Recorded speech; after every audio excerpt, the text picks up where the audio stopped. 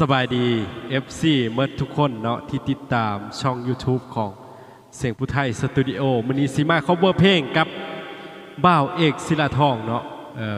คัฟเวอร์เพลงอันน่ะมื้อแรกเนาะของไอคมชนะต้องขออนุญาตเจ้าของลิขสิทธิ์ก่อนเด้อเนาะสำหรับบทเพลงนี้เอาวันนี้มีเว้าหลายดิเซิร์นเลยพี่น้องเอ้ยจวดกระจวดไปเลยเหรอเนาะมือแรกเนาะจวดคือเพิ่นว่าแหละจักเพิ่นว่ายัง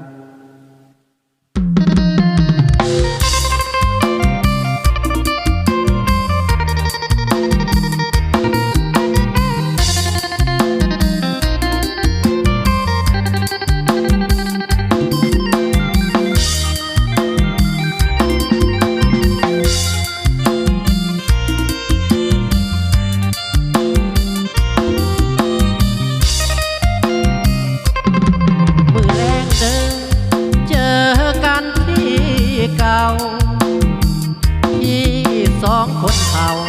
อยู่ด้วยกันวันนั้นสองคนเมื่อโอกาสมีครั้งละทีละหนบอกเห็นกันโดนผู้สึกคิดทอดแทนอายละแวย่านเจ้ามีมาให้เมื่อสองเท่าไกลญาติหัวใจมีภัยมาแสฉันบ่เห็นหน้ากะคุ้มสายแท้ๆขันแทนแต่พอมือแลงคือมีเหตุยากสู้ขาก็ได้จากสองตัวโมบอกตรง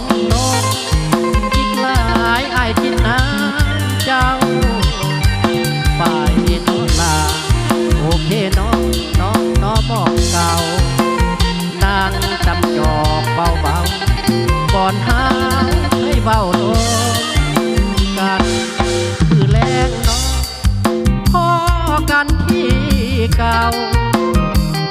สัญญาสองเขาอย่าให้เงาใจลอยคอยนาอย่าลืมเดินลาถ้าหากยังเห็นสำคัญหากยังหากันคงได้พอกันมือแล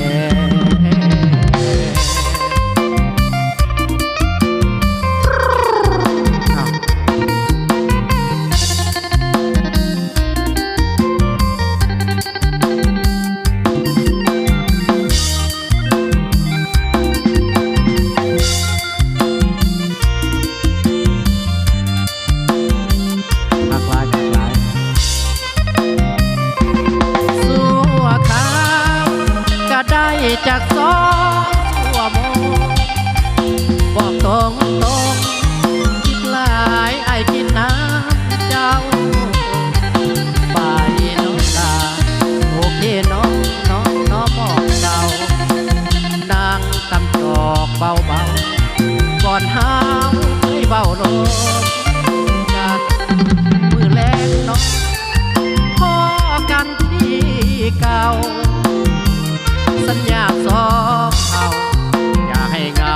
ใจลอยคอ